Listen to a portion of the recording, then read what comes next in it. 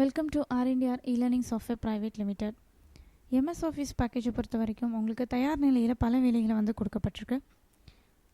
அதில் எப்படி நமக்கு தேவையான போது நேரடியாக இதில் வேண்டியதை வந்து நம்ம எப்படி ஸ்டார்ட் பண்ணி ஒரு ஒர்க்கை இனிஷியேட் பண்ணுறது அப்படிங்கிறத இந்த வீடியோவில் பார்க்கலாம்.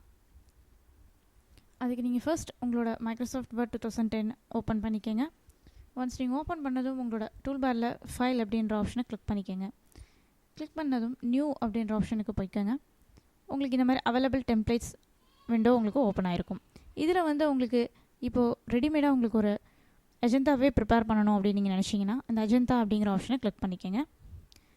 இந்த அஜந்தா விசார்ட் அப்படிங்கிறத ஃபஸ்ட்டு நான் வந்து இந்த மாதிரி நான் வந்து எனக்கு வேணும் அப்படின்னு நான் ஃபீல் பண்ணுறேன் அப்படின்னா இதை கிளிக் பண்ணிட்டேன் அப்படின்னா ஒன்ஸ் எனக்கு வந்து அது டவுன்லோட் ஆக ஆரம்பிச்சிடும். ஸோ எந்த ஒரு ஒர்க்கையுமே வந்து நீங்கள் வந்து ஸ்டார்ட் பண்ணி அதுக்கு வந்து உண்டான எழுத்தோட ஸ்டைல்லேருந்து அதுக்கு சைஸ்லேருந்து உங்களோட லேஅவுட், பேஜ் பார்டர், இந்த மாதிரி பேஜ் செட்டிங், இந்த மாதிரி எந்த ஒரு விஷயமே வந்து நீங்களாக வந்து பண்ணக்கூடிய வேலைகளை வந்து கம்மி பண்ணி அதுவே வந்து உங்களுக்கு ரெடிமேட் ஃபார்மேட்டில் வந்து உங்களுக்கு கொடுக்க ஆரம்பிச்சிருக்காங்க. இப்போ இதனால் வந்து உங்களுக்கு என்ன வந்து சேவ் ஆகுது அப்படின்னு பார்த்தீங்கன்னா உங்களோட ஃபாண்ட் சைஸ் ஆகட்டும், அளவாகட்டும், உங்கள் வடிவமைப்பு, இந்த மாதிரி எந்த ஒரு டிசைனுமே வந்து நீங்கள் பண்ணக்கூடிய நேரம் வந்து ரொம்பவே கம்மியாகும். இதில் வந்து தேவையான எழுத்துக்களை வந்து டைப் செஞ்சு அதுவே வந்து உங்களுக்கு கொடுத்துருக்கு. ஸோ நீங்கள் வந்து எதையாவது இன்சர்ட் பண்ணோம் அப்படின்னு நீங்கள் நினச்சிங்க அப்படின்னா அது மட்டுமே நீங்கள் வந்து இன்சர்ட் பண்ணி உங்களோட விசார்டை வந்து நீங்கள் ஓப்பன் பண்ணிக்கலாம்.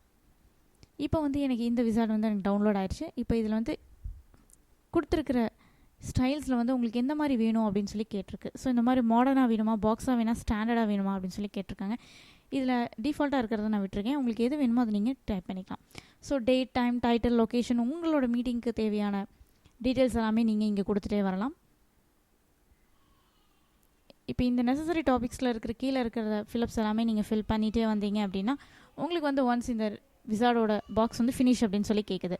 ஒன்ஸ் ஃபினிஷ் அப்படின்னு கொடுத்துட்டிங்கன்னா உங்களோட டெக்ஸ்ட் டாக்குமெண்ட்டில் ஆட்டோமேட்டிக்காக பார்த்தீங்கன்னா உங்களோட டைப் வந்து உங்களுக்கு சேவ் ஆகிருக்கும். ஸோ இந்த டைப்பில் நீங்கள் வந்து உங்களோட டீட்டெயில்ஸ் ஆஃப் அஜந்தாவை இங்கே நீங்கள் அதாவது கம்பெனி டீட்டெயில்ஸை வந்து நீங்கள் இங்கே கொடுத்துட்டே வரலாம்.